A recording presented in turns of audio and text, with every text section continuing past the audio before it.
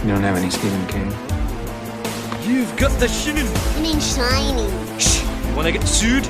It's just your fate. You're that geeky Stephen King kid. There's one of you in every school. Okay, that's him, that's Cujo, that's Cujo. I was thinking along the lines of no TV and no beer make Homer something. Oh, crazy. Don't mind if I do!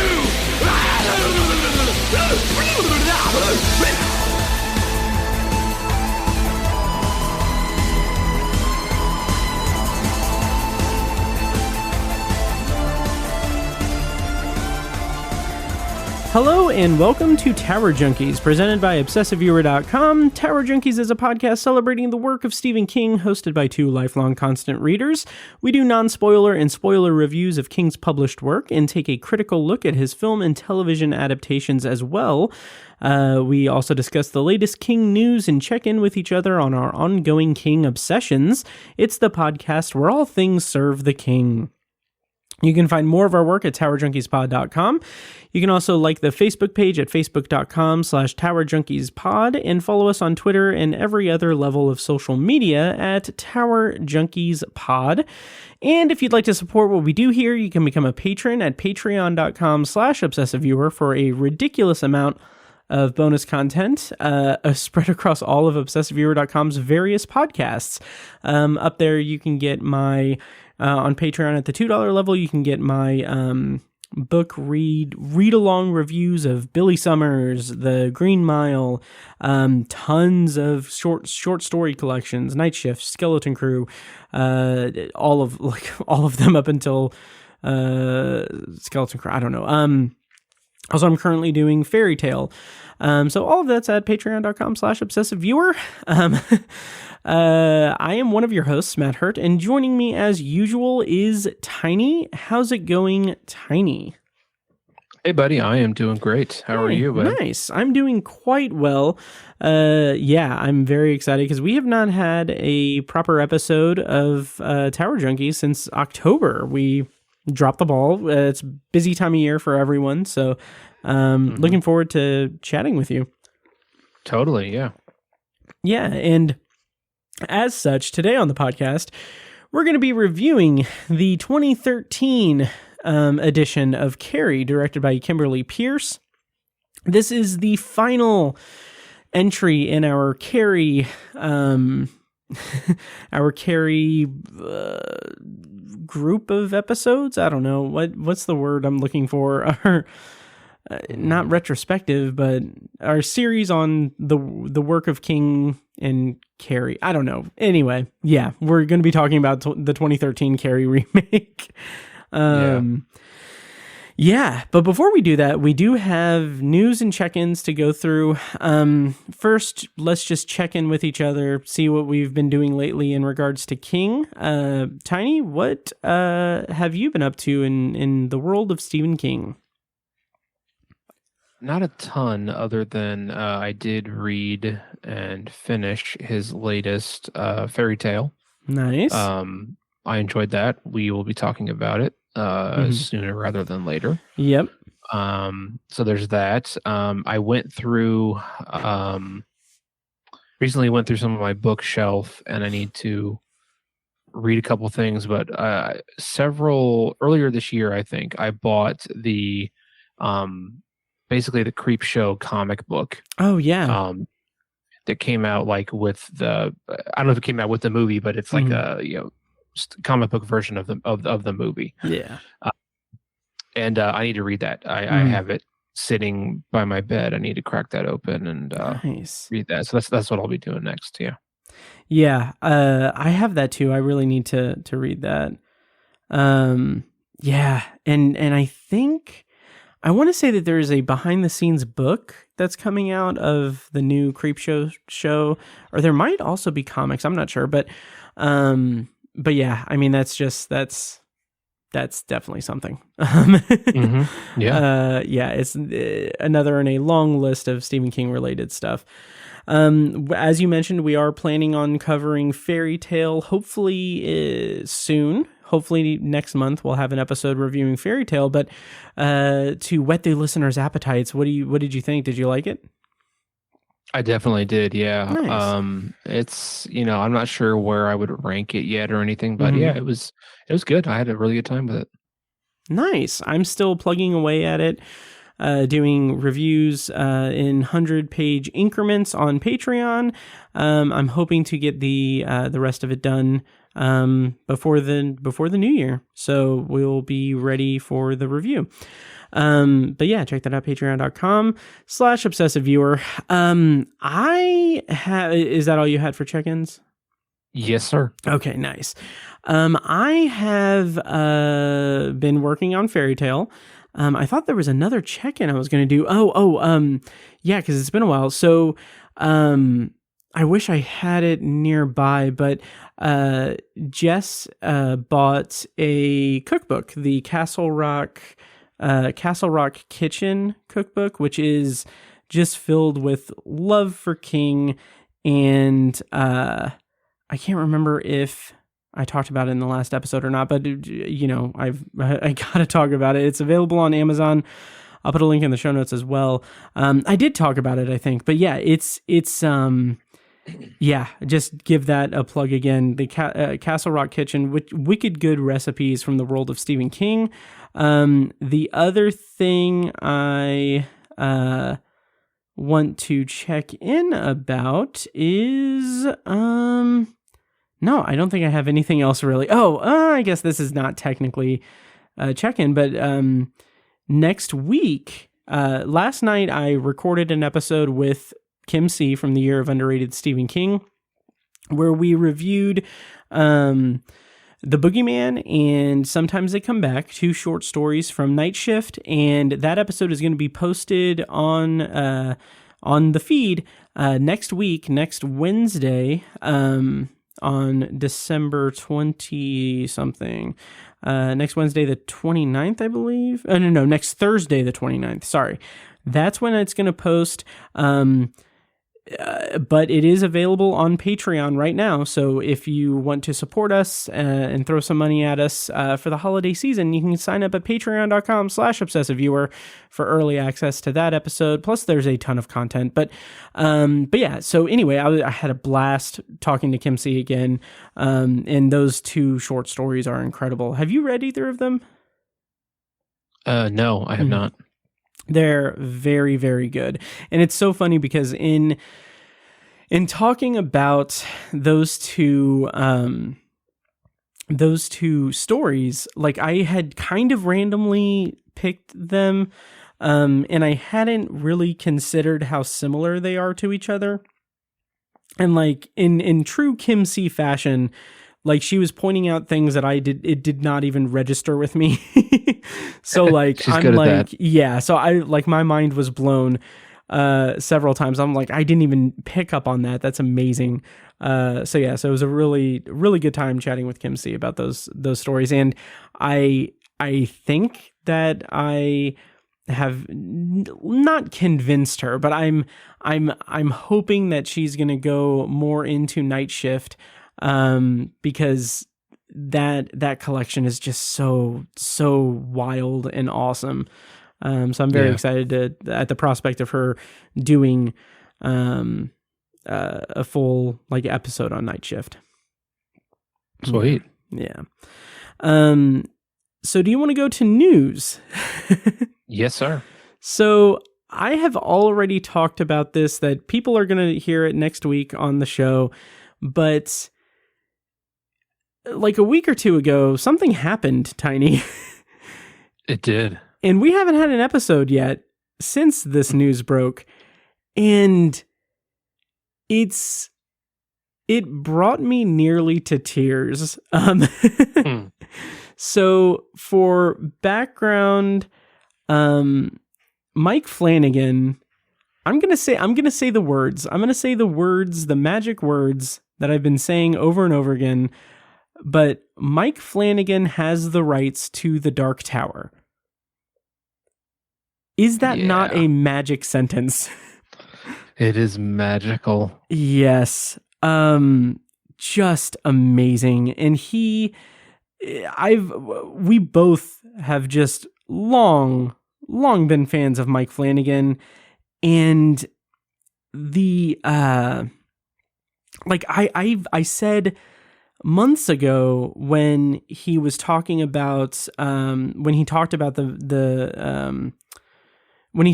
Dark Tower as his Everest, I think it was to the AV Club, when he said that it's like it is his dream adaptation and everything. Like, I was like, he is the person. He is the one person I would trust with the Dark Tower. I 100% would. Yeah. And now we know that he has the rights. He has worked out an outline. He envisions it as 5 seasons of a show with 1 or 2 feature films to cap it off. And he's got the blessing of Stephen King. He's written the pilot episode. He has to shop it around. Like, it's amazing. Tiny, I have a clip of his interview that he gave. It's like a 3-minute clip of him talking about the Dark Tower to the AV Club before this news broke. Do you mind if I play this and then we can talk about your reaction to it and everything? Yeah. Okay, I'm going to play the clip now. As a Tower junkie, I would be remiss if I did not tell you that I absolutely caught that illustrated gunslinger book that Dusty has. Well done. Can you just talk to me for a second about why you keep coming back to that damn tower? And oh God, like, can we just talk about what a Mike Flanagan Dark Tower movie would look like? Can we just do that for like 1 second? Yeah, of course. Look, I have that conversation with myself every day. It's my dream project, and I keep coming back to it because I can't. It has its own gravity. I can't get too far away from it for too long. Nothing would be a bigger honor or make me happier in my career than to be able to work on that. What it would look like the books. You know, I mean, the thing for me is, and no disrespect to the film or other people's approaches with adaptation, but you hear the stories of, like, when I saw the movie, it's like they're starting at this whole other place. You know, it's like I wanted it would be a black screen and the words, "The man in black fled across the desert and the gunslinger followed," would come up on silence, and you'd hear the wind, and we'd gradually fade up to this Lawrence of Arabia-esque landscape with a silhouette in the distance just making his way across the hard pan, and we would build it out from there in order to the end. And it would just be a question of taking the more fantastic elements that might be harder to connect to, especially, you know, where it gets pretty meta at midpoint, and grounding it, just pulling it in. But otherwise, the characters are who they are. The arc is what it is. And I think the way not to do the Dark Tower is to try to turn it into something else, to try to make it Star Wars or make it Lord of the Rings. Like, it's what it is. What it is perfect. It's just as exciting as all of those things and just as immersive. And it's a story about a tiny group of people, and all the odds in the whole world are against them, and they come together. It's like, as long as it's that, it'll be fine, and there won't be a dry eye in the house. Is it a series? Is it a franchise of feature films? You know, I don't know. It's all of those things. It's none of them.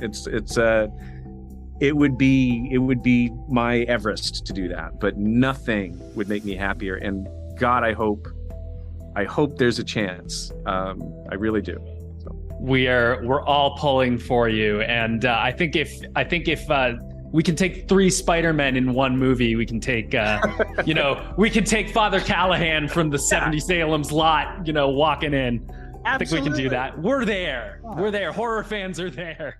Yeah. So that was on October 29th.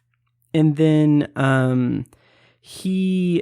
let's see. So that was October 29th, and then on November 11th, you sent me a link to a TikTok that he had that Mike Flanagan had on TikTok where his wife is reading The Gunslinger. Yeah. And then it was announced, I don't know when it was announced that he was leaving Netflix and he got a new deal with Amazon. Let's see, Amazon New Deal. I'm trying to very quickly. So a few weeks ago, so it was 3 weeks ago that on December 1st, it broke that Mike Flanagan and Trevor Macy ink overall TV deal with Amazon Studios, leaving Netflix.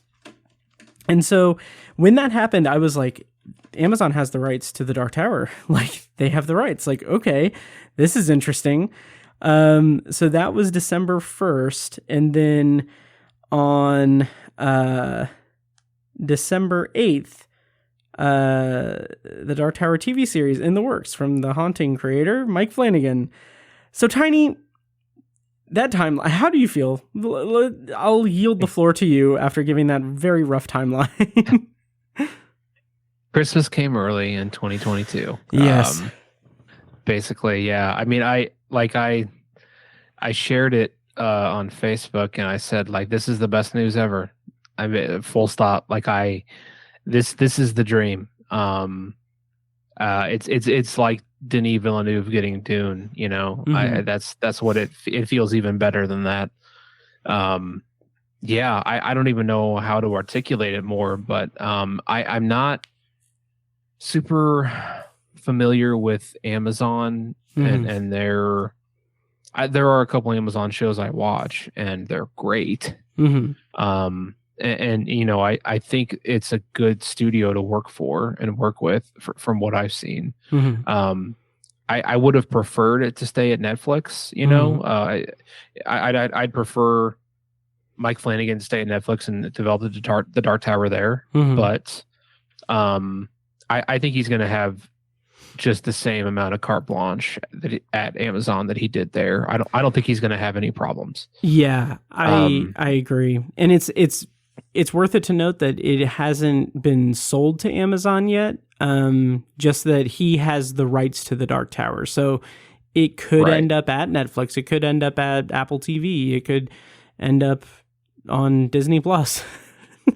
right. God, I hope not. But yeah. My only concern, and again, it may not even be an issue. My only concern is just budgetary, because I think was there ever an official explanation as to why Amazon didn't move forward with Glenn Mazzara's pilot? I don't think so. My kind of it was just speculation that they spent over $1 billion on Lord of the Rings in the fantasy realm, and they didn't want to, do something else. Yeah, I think the kind of conventional wisdom is that Amazon bought up Wheel of Time, Dark Tower, Lord of the Rings. They threw as many things out in the fantasy realm as they could, and Dark Tower is just one that got the short shrift in terms of not getting picked up. Yeah, which is a shame, because I love Glenn Mazzara. I love his take. Sounds very unique and interesting, but yeah, it's so interesting because the article, and I'll have links to this all in the show notes, of course, but the article where he talks about having the rights to the Dark Tower, Mike Flanagan says, like, he says the words that we have said like over the course of the last several years. He says that he made Gerald's Game. He made Dr. Sleep, 2 Stephen King adaptations that were impossible to make. Gerald's Game was unfilmable forever.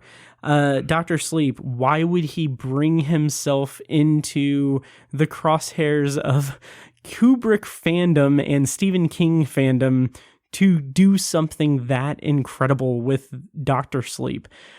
And he said that those were, it's similar to what Denis Villeneuve said about Arrival and Blade Runner 2049. Like, this is like practice for his passion project. This is Mike Flanagan's practice for The Dark Tower. It was Denis Villeneuve's practice for Dune. And it's just, it's just so amazing. And like, the best thing ever. It is. And like, it's not confirmed. Nothing is solidified. Nothing is 100% guaranteed, but if I could say, like, if I could give the keys to the Dark Tower series to anyone in the film industry and trust that they would be able to get it off the ground and actually get it on air and get it actually in production and everything, the one person I would trust that to is Mike Flanagan, because he clearly has a passion for it and he has the industry cachet, I guess, to get the ball rolling with that. It's just, it's amazing.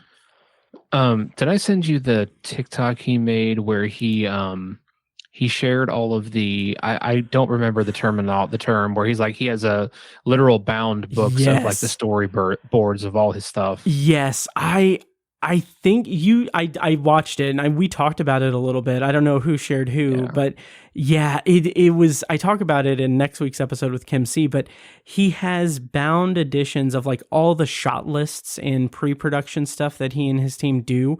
And he describes it in that TikTok as being like a very thorough thing. They map out every shot of the film or TV show before they go into production. It's grueling.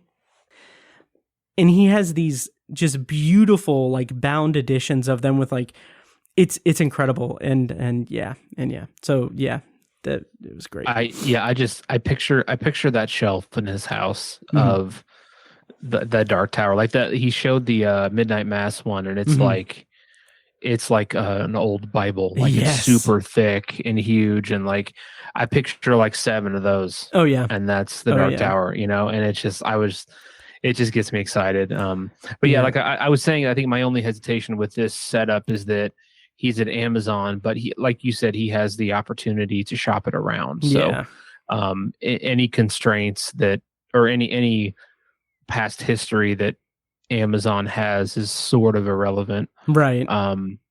So yeah, there's any number of good places that this could land, but I really hope it's either Amazon or Netflix, just because they're the two. I feel like they're the two biggest and they're the most accessed. And I want this to be huge because it deserves to be huge. It really does. It really does, man. I just, it's an amazing time, and nothing is even confirmed. It's an amazing time. But another thing that we talked about, and I talk about it with Kim next week, but in that TikTok, it's very heartbreaking to see the bound shot list binding thing of Revival on his shelf. It is, it's rough. Yeah. So it hurts. Yeah. So let that be a cautionary tale.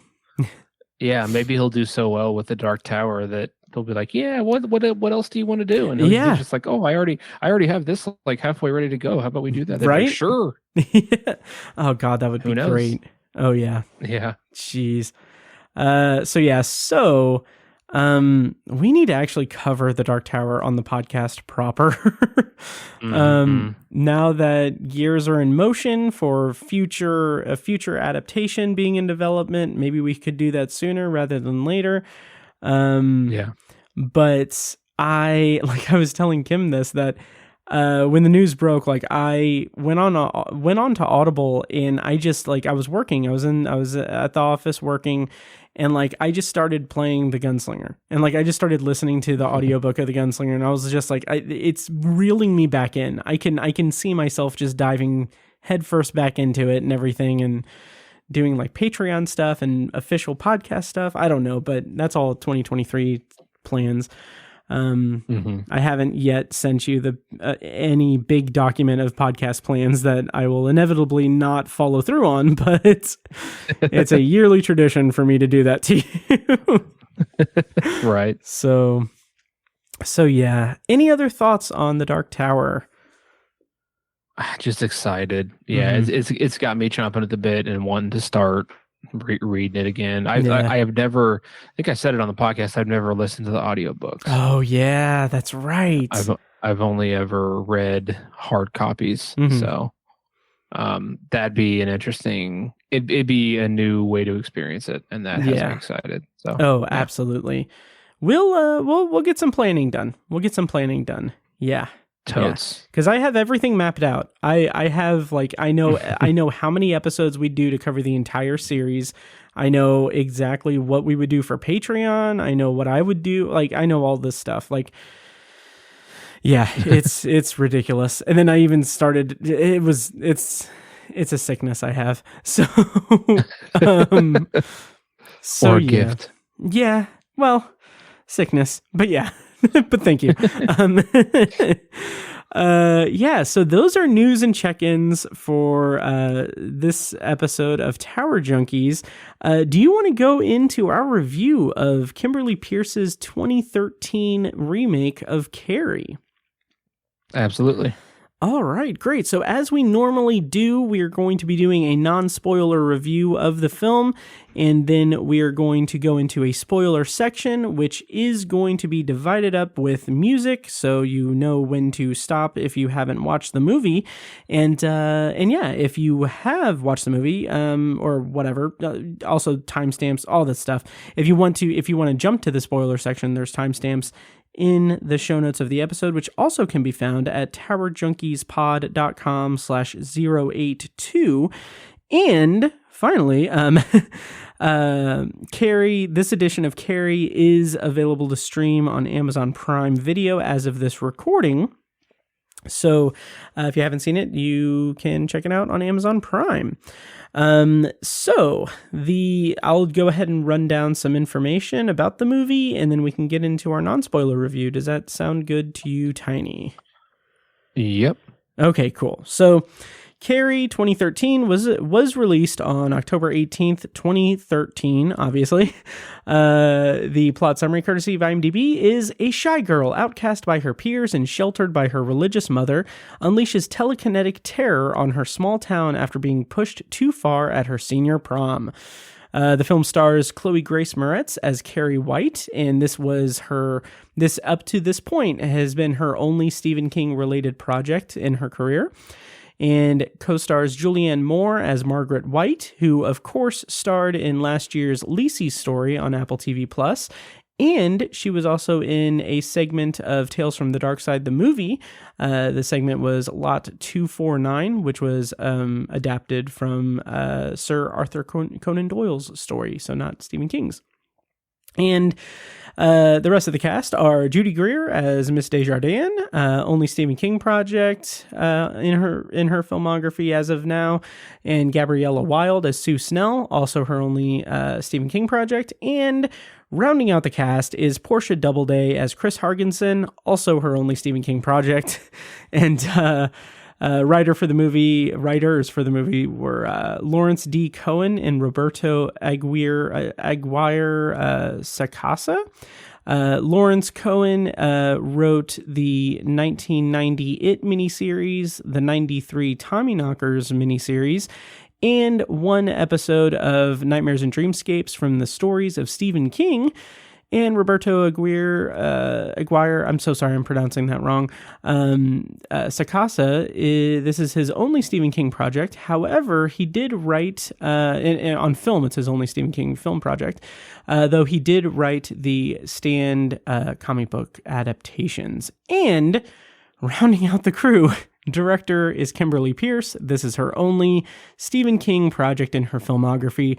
So having run down all of that information, Tiny, in non-spoiler thoughts, what were your expectations going into Carrie 2013?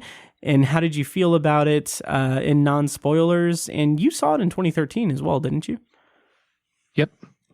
Nice. So what did you think now versus then? Sure. My expectations then were pretty high. Chloe Grace Moretz was huge at the time. She blew up with the Kick-Ass movies. And I was a huge fan of hers. I was blown away by how good she was as a child actor. And to see her cast in the role, so I was really excited to see her cast in the role. Love Julianne Moore, so that was another big win.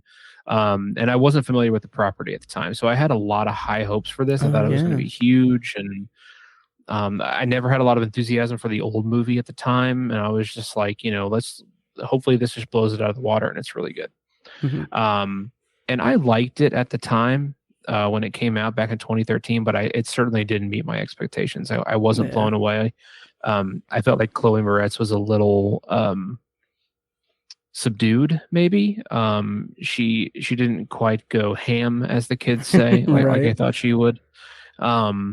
It just didn't seem like it reached full potential to me back in the day. And watching it now, a lot of that is echoed and repeated, and then I feel the same way. I think I respect it a little more. I think I respect parts of it a little more, but overall, my opinion of it went down just a tiny bit. I do still think it's a decent adaptation, and I do still like it, but yeah, nothing. It doesn't match the book, or it doesn't live up to the book. Is what I meant to say. I don't know if it's just you can't adapt this story or what it is, but I feel like none of the adaptations have lived up to the book.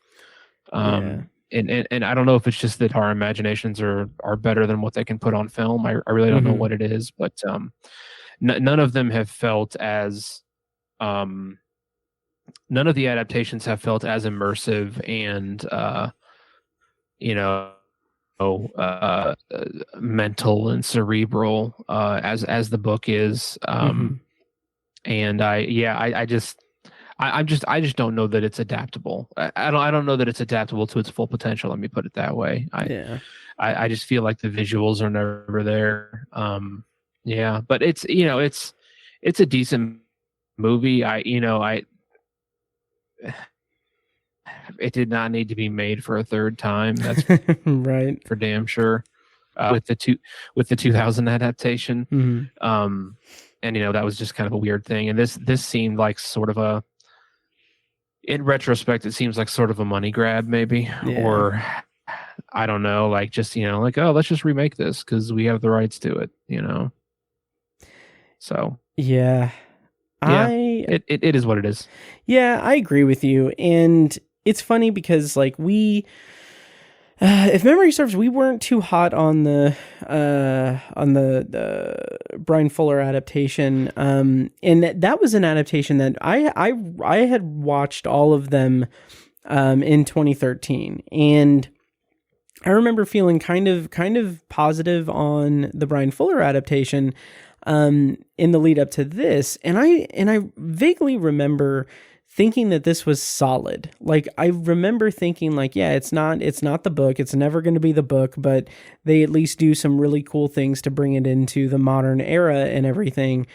And rewatching it again now in 2022, I do still respect it for doing some things kind of, well, I don't even know if I'd go that far to of praise for it, because the kind of the main sticking point for me in 2013 was that, I thought it was clever and interesting that they did that the whole plug it up scene, they changed it around a little bit to where a video is uploaded of it, and so that brings like a more public humiliation and a lot bigger a bigger kind of torment that's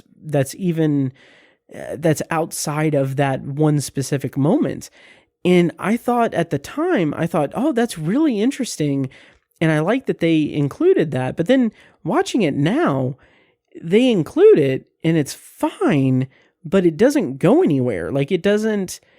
I put in my Letterboxd review. If you're on Letterboxd, by the way, follow us. I'm Obsessive Viewer. Tiny's Obsessive Tiny. But anyway, I put in my Letterboxd review that the uploading the video is just plot lip service and completely inconsequential to the story. And I think that there is such a missed opportunity to really just not necessarily you don't necessarily have to make Carrie a cautionary tale against bullying or anything, but I think that there is an opportunity to make it into bullying in the social media era and do something unique with it. And like watching this version, it's like they were so close to it. They were so close to getting it, and then they just didn't do it. They just dropped it, and that was kind of a bummer. But I do think Chloe Grace Moretz was okay. She was fine. A lot of people felt like she was miscast, and I do understand that, and I do agree with that, but she does a good job of playing this outsider character pretty well, and with what she's given, she does a fine job. And even though like the visual effects and of like the ending, the climax and everything, all that's solid, that's good. And I like that they upped the scale of destruction and everything. It really, at the end of the day, the movie just feels like a kind of just almost beat for beat recitation of the story rather than a unique modern take on the story. And I think that just kind of gives it this lack of texture that could have been really interesting to see in 2013 if they had kind of gone full bore into it. But like you said, Tiny, I do think it was kind of a cash grab sort of opportunity for a remake. Yeah, I agree. They didn't tap into the depth all that well of the story. But I will say, as far as the performances, I think Julianne Moore is my favorite Margaret White. Mm-hmm. And I think Judy Greer is my favorite Miss Desjardins. Oh, interesting. Yeah. Yeah, I liked both. I liked both of those, but then both of those performances. I think Judy Greer is just so spunky and peppy and fun, and she has a history of comedic acting. Yeah. So to see her in that role was just a sort of breath of fresh air, I think. But then on the other hand, like the guy who played Billy Nolan, I could not. Anytime he opened his mouth, I was like, I want him to be in pain. I hate this guy. Wow. And I think part of it's the writing. The writing was just so bad. But man, and he's supposed to be an unlikable, a disliked character. But good Lord, it wasn't that. It was his choices as an actor that I just could not tolerate, and I just couldn't stand it. He was incredibly annoying to me, and I think some of that rubbed off on Portia Doubleday as Chris Hargensen, because I didn't appreciate her performance all that much either. So it was a mixed bag in that regard. I think the direction they took with Sue Snell was good. They didn't try to reinvent the wheel with her. She was a pretty good kind of a guide, like she's supposed to be. And Gabriella Wilde was fine. She did a fine job with it. So that's kind of just my thought on the performances. I understand why people thought Chloe Grace Moretz was miscast, but I loved her intensity as Hit Girl, and I think she has the ability to pull that off, and it was just sort of it just sort of didn't work out in this movie. Again, I think maybe some of it was the directing or the writing. I don't want to lay it all on her shoulders, but and I think of the three actresses to play Carrie, she's the one that's like the most blatantly pretty. Like doesn't fit the mold of a tradition of like what Carrie is supposed to be. Yeah, I think that was kind of the big sticking point for people was that she just doesn't seem like she didn't seem like she would be able to kind of take that outcast sort of role. Her being like, it seemed like a Hollywoodization of Carrie White rather than actually respecting the source material and going for a more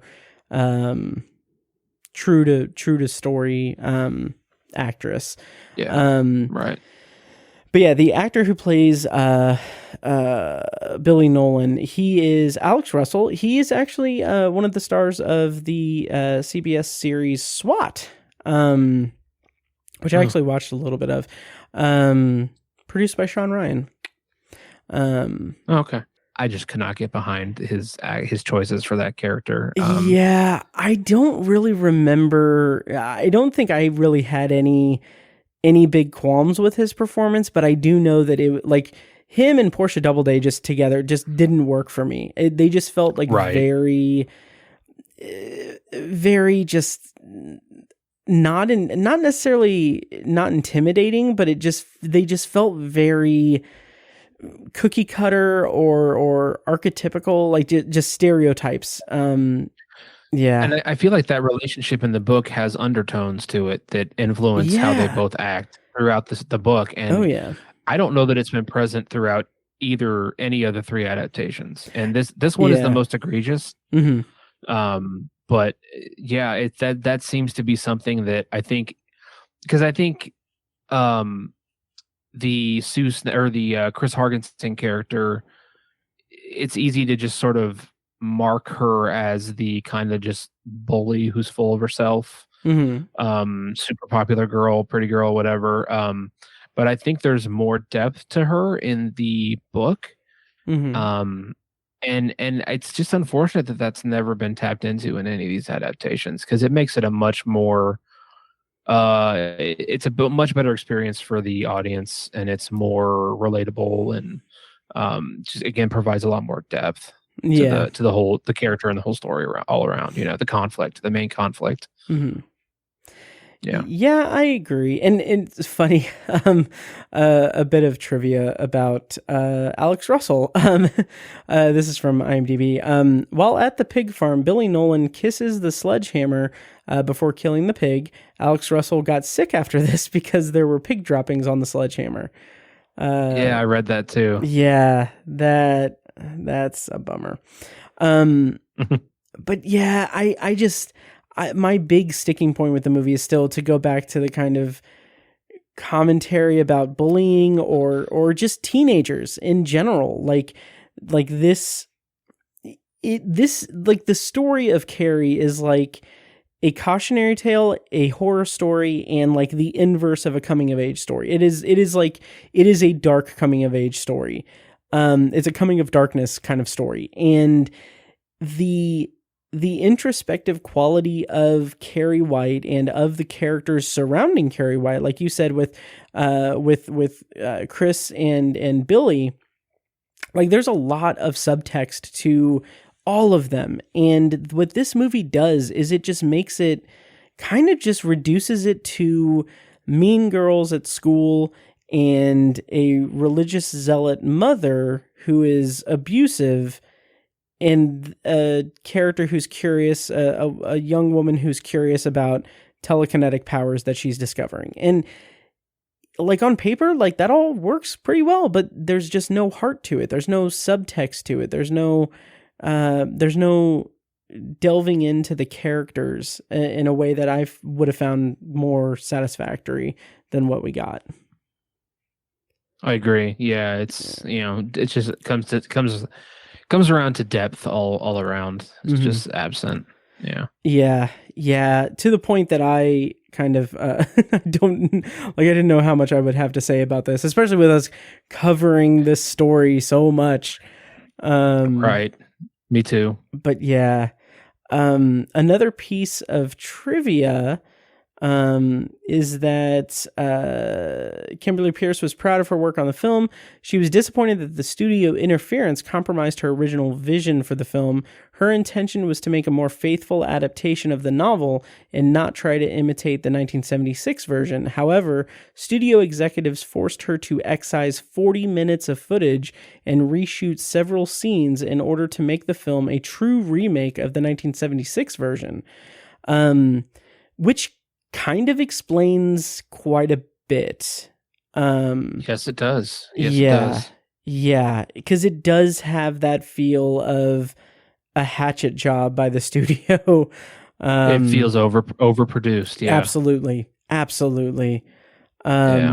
Yeah, it's rough. And I mean, I don't know. Yeah. Do you? Yeah, I'm sort of struggling with things to say about it as well. Yeah. I don't know. Well, I'll save that for the end of the episode. But actually, let's go into spoilers here in just a second. But what do you think should be done if they were to ever do another Carrie remake, like on a big budget, studio production?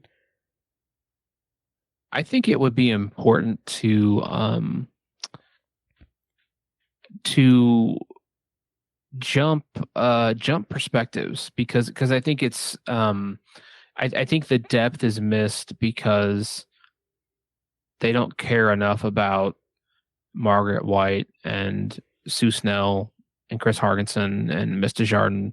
Like I think if we spend more time with those supporting characters, I think it allows the audience to empathize with all of them more instead of just viewing them from the outside or observing them from the outside. I think it, again, adds depth to those characters and shines light on their motivations for how they act throughout the story. And like I think a semi-sympathetic Chris Hargensen is the best thing they could do for this story. Yeah.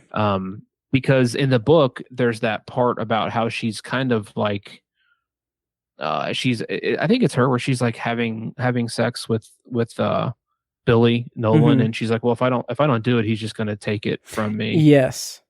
You know, and that attitude is rooted in something. You know what I mean? That's that thought is the result of trauma. You know, something she's been through, or we at least as an audience need to have the knowledge that she thinks that way. You know what I mean? Like if she says that line in a casual conversation or something with one of her friends.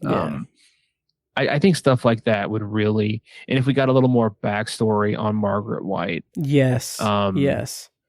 And some more inner monologue from Mrs. Desjardins. I think all those things, I feel like it's the supporting cast because really the whole story is just conflict between characters. There's not like a ton of plot. Like it's a lot of characters posturing with one another, you know, posturing and planning and putting things in motion.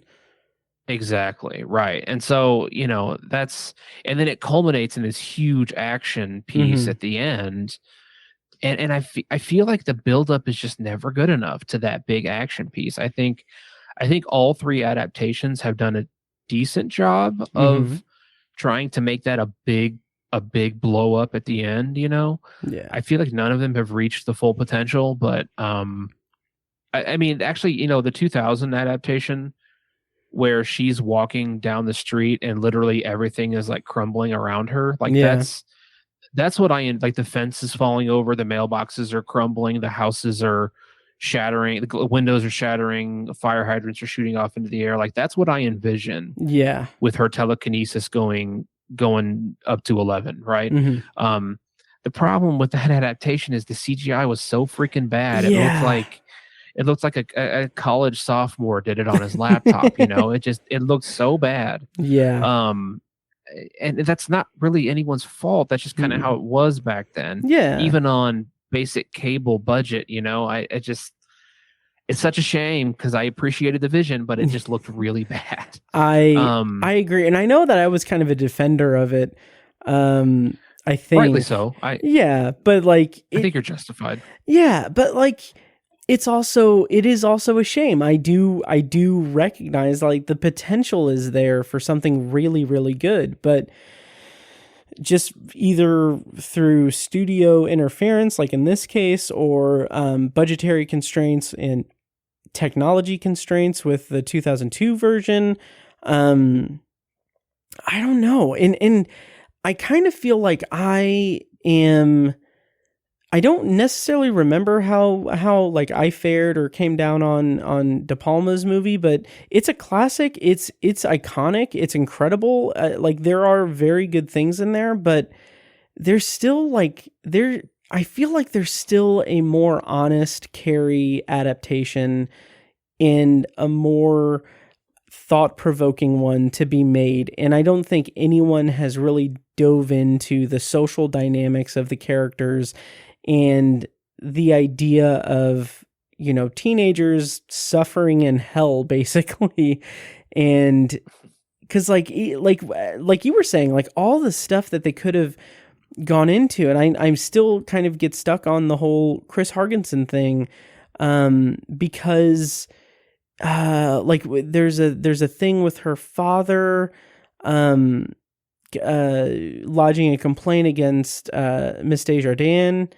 And I think that it's touched on here, but I feel like that is another opportunity that's wasted, because that's an opportunity to really, really show us what Chris's home life is like, what her life is really like. Like, give us these hints that she's this terrible person because of circumstance and because of things in her life and everything that aren't that great. Don't make her just a cookie cutter villain, like Mean Girl villain or anything. Like, give depth to the characters and give a certain level of dimension to their motivations to do this thing. And I don't know, I just feel like it's kind of a missed opportunity across the board. I totally agree. Mike Flanagan needs to do it. Yes. Mike Flanagan needs to get all of the rights to all of the Stephen King things, and just that needs to be his thing forever. The Carrie story needs some Mike Flanagan monologues. Yes. Oh yeah. I forgot to mention that too. A brief tangent, then we can go into spoilers. I saw people that, like, when the Dark Tower news hit, people were saying like, "Oh yeah, it's gonna have a ton of like dismissively saying that because Mike Flanagan wants to make the Dark Tower, that the Dark Tower is going to be filled with monologues every episode and everything, because that's what Mike Flanagan does." Like, they say that derisively, but I'm like, yeah.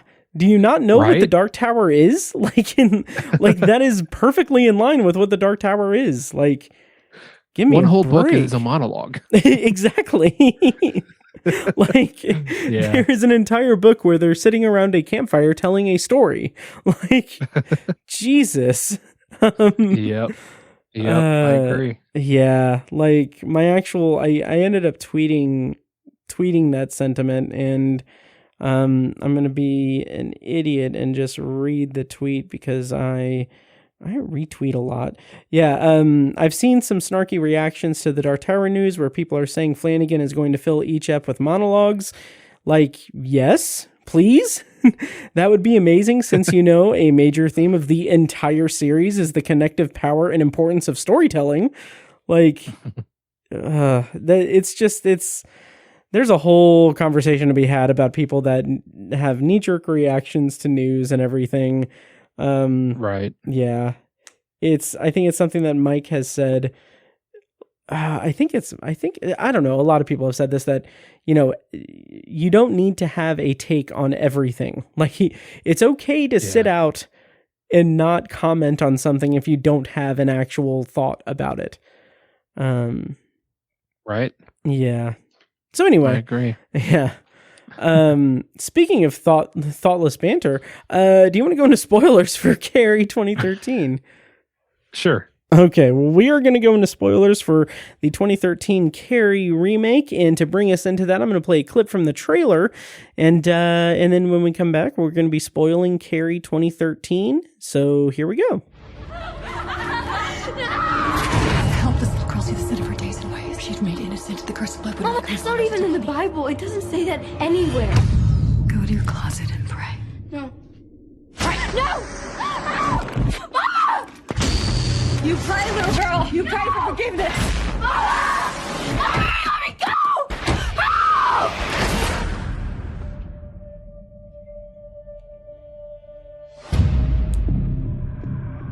If I concentrate hard enough, I can make things move.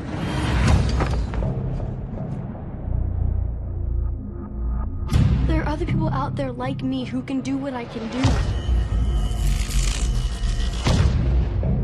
You know the devil never dies. Keeps coming back. You gotta keep killing him. No! So that's from the trailer for Carrie 2013. We're going to go spoilers on for Carrie. So, if you haven't watched it, go check it out and listen to the spoilers. So, we didn't really talk that much about Julianne Moore.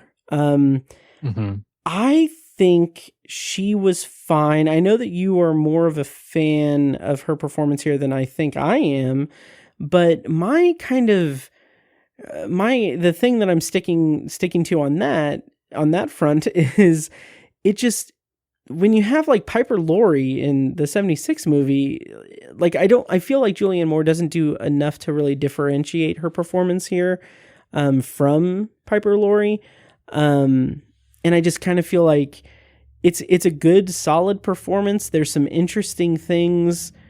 Like she captures that just religious, crazy persona really well. But again, I don't think there's enough in the movie to really differentiate it from really any of the other takes on it. And I think that's both a fault of the writing and studio interference as well. Because I'm sure that probably a lot of the stuff that was on the cutting room floor, hopefully, I would think, would have further developed that relationship. Yeah, that's fair. I think for me, I think Piper Laurie was over the top, in my opinion. I didn't really care for her in that regard. Patricia Clarkson was way too subdued. Yeah. But for me, I think Julianne Moore just hit it perfectly. She nailed it, in my opinion. I think I think she's the best of the three actors. I love Patricia Clarkson as well, but Julianne Moore can just pull off intensity really well. I think she just has so much emotional depth. I think part of it is that I think of the three Margaret Whites, I think she was the most violent of the three of them, if I remember correctly. I want to say she is, and maybe that's what made it jump out to me more, or what I connected to more. But yeah, for whatever reason, she's my favorite. You know, I wish I could articulate more, but that's totally fair, and I do respect Julianne Moore as an actor for sure.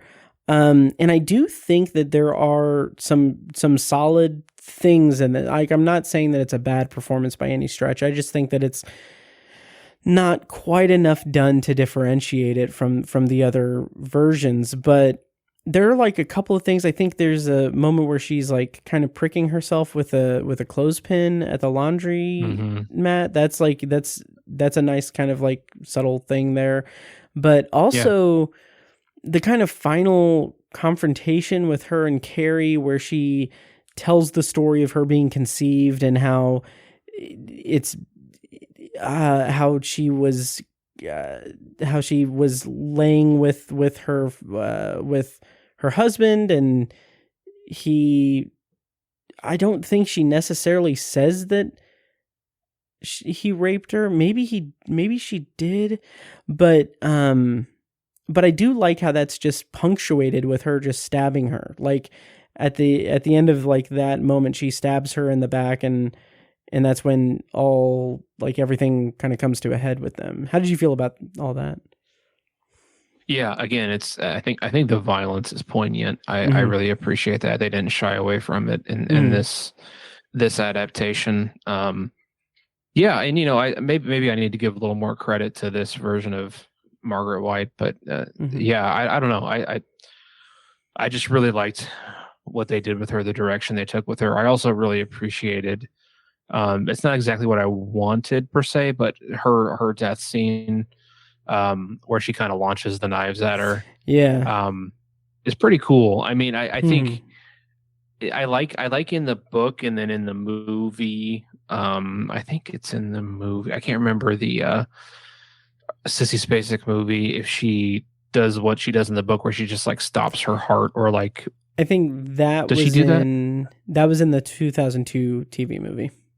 And I remember that. Yeah. I don't think in she the does book, it in the De Palma film. I don't think she does it then. Okay. I didn't think so either. No. But that was kind of cool with the knives. I think what I'd like to see is just, maybe it says something weird about me, but if like, I think it'd be cool if she just like used her telepathy to rip her heart out of her body. Oh, that would be pretty good. I don't know what's wrong with me, but I guess I kind of want to see that. I don't know why I want to see that, but I don't know. I think just because it would be so out of left field and wicked. Yeah. So. Yeah, and I like the knife thing was kind of cool. Yeah. Yeah, like there was some religious imagery in there, which I thought was kind of poignant, you know. Yeah. Yeah, there was definitely it was stylistically it was pretty solid. It was an interesting kind of meld of big budget, like kind of like not gratuitous, but like spectacle violence with some interesting religious imagery attached to it. So I feel like that was a pretty satisfactory end to that dynamic and everything. And this movie also has the added benefit of not being created as a backdoor pilot for a TV show that was never made, like the 2002 version. But how'd you feel about the end with the graves and the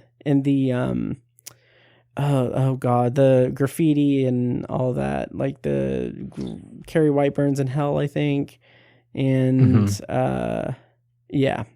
And then I liked it. Yeah, I thought it was pretty rock and roll, kind of. I guess is nice. how I would explain it. Like, yeah, I don't know. It was like the cover of a metal album is what it looks Sure. like. I guess. Yeah, it kind of worked. It kind of worked for me. I guess. Nice. I don't know. I don't really know a good way to end this story. I guess. Yeah, me neither. Yeah, I mean, obviously the 2002 adaptation, that one was horrible. Yeah. But yeah, I thought it was just kind of rock and roll. That kind of comes to mind. I sort of like that. Nice. That's fair. And I think that there is a I think that another kind of failing of it really is, or maybe not even necessarily a failing of this iteration of it, but I think that something that's missing from a lot of the adaptations we've seen, to a certain extent, with the exception of the 2002 TV movie, is I feel like we don't get a good sense of the community at all. Like, there's nothing, like, it's when you have a community that's being destroyed by this telekinetic presence after a bunch of teenagers were murdered by this same person. Like, I kind of wish that there was a little bit more about the community and having that kind of Stephen King signature, like, kind of ecosystem within the social dynamics of the community that it takes place in. And I feel like that's something that just wasn't attempted or was cut out of the movie entirely. Which is a shame. That is true. King's always very good at capturing like communal trauma, or like I guess the attitudes of a town, and like making a community a single entity, and reacting to an extreme event. He's always very gifted at that. I mean, there's so many examples of it.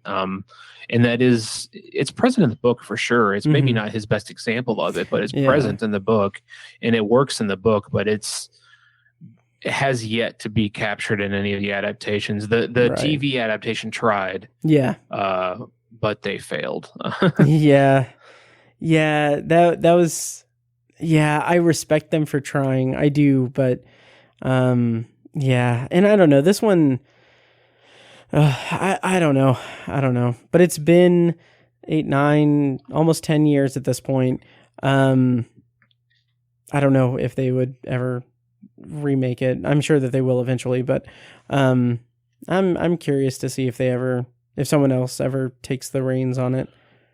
Yeah, I could see it happening. Yeah. Yep. Yeah. Any other thoughts on Carrie 2013? Not really. No. Yeah. I wish I had more. I feel like Chloe Grace Moretz sort of, I don't want to say she fell off or like she disappeared, but I feel like her popularity waned quite a bit after this, and she didn't. I didn't see her in a lot, I guess. I recently started watching The Peripheral on Amazon. Oh, nice. I haven't seen it, but she's the star of that. She's really good, and that show is really fascinating. I think you would like it a lot. Nice. It sounds right up my alley. It's a little flawed. Like, there's a couple things I wasn't thrilled with, but 80% of it I was like, this is really cool, and they did a good job with it. So nice. I'd be very curious to see what you think about it. Very nice. Yeah, I'll have to check it out for sure.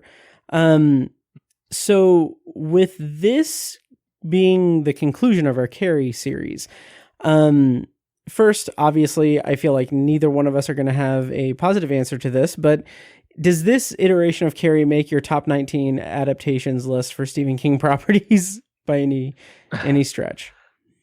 No, unfortunately it doesn't. Yeah. I didn't even really need to think about it that hard. So yeah, I mean, we I don't want to say we shit all over it because I don't think we did, but I think there's just we're critical of it.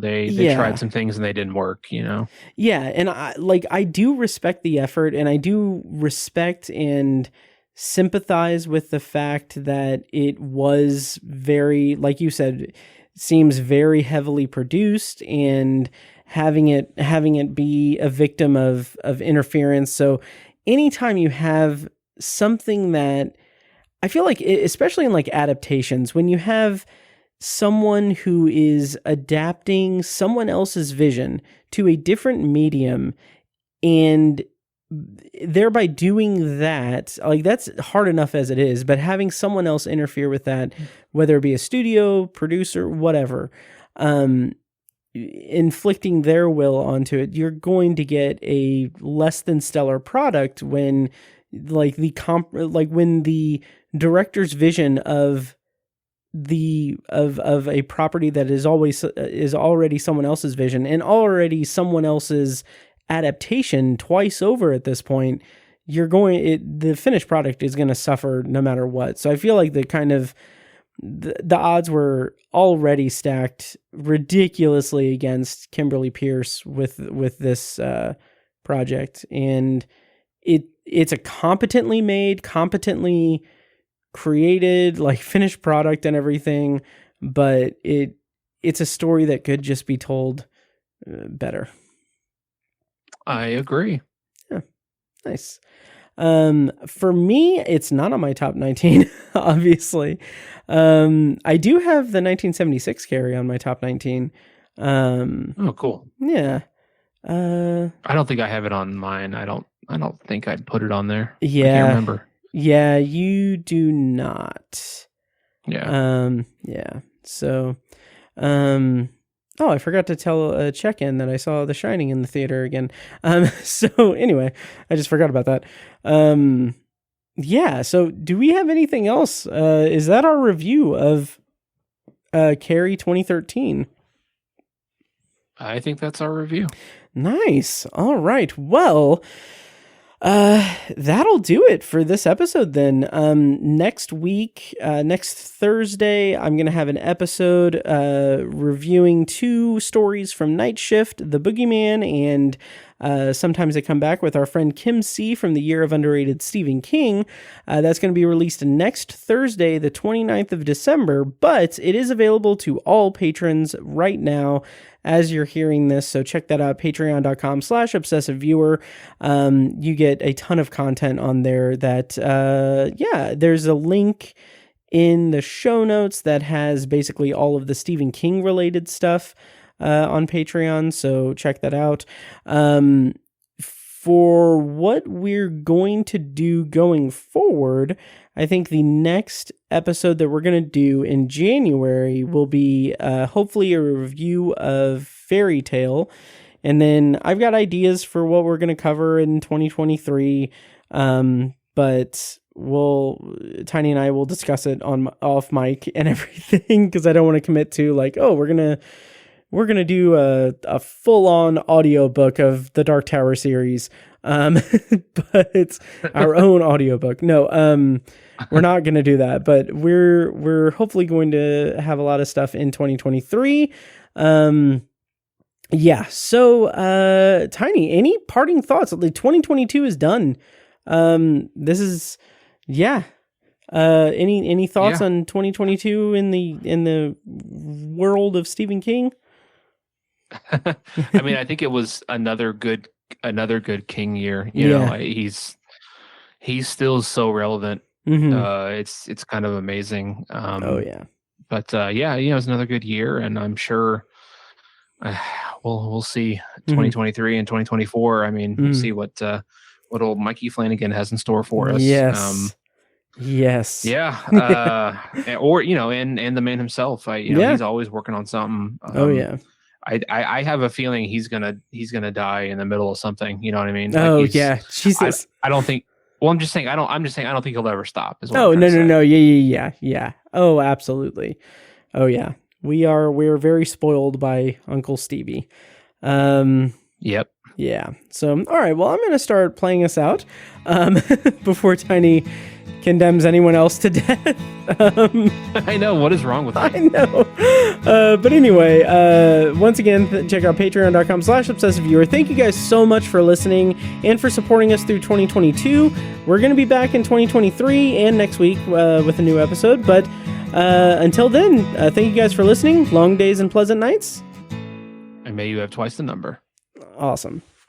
And now, enjoy this short clip from our Patreon exclusive RSS feed. For the full clip and more exclusive Patreon content, such as early access to episodes, TV, book, and movie reviews and reaction recordings, commentary tracks, and Patreon potpourri episodes, go to patreon.com/obsessiveviewer and become a patron at the minimum rate of $1 per month. Thank you and enjoy. I went down there and I was like, we were walking down the hallway, and I apologize if I've said this before, but we were walking down the hallway, and then I was like, oh, wait, hang on. And I pointed to the men's restroom that's right inside the hall, right before the freight elevator in that building, before you get into inventory. And I was like, that bathroom right there, the toilet in there, that's where I finished reading The Gunslinger for the first time. Like, I have a vivid memory of reading The Gunslinger, finishing the book while I was in the bathroom. Put a plaque on the wall there. Yep. So yeah, but yeah, majority of the books I read there. This podcast was edited and produced by Matt Hurt and presented by ObsessiveViewer.com. You can find links to all of our shows at ObsessiveViewer.com/podcasts. For exclusive bonus content, including reviews, commentaries, and B-roll episodes, you can subscribe to our Patreon at patreon.com/obsessiveviewer. Thank you so much for listening, and we'll see you in the next episode.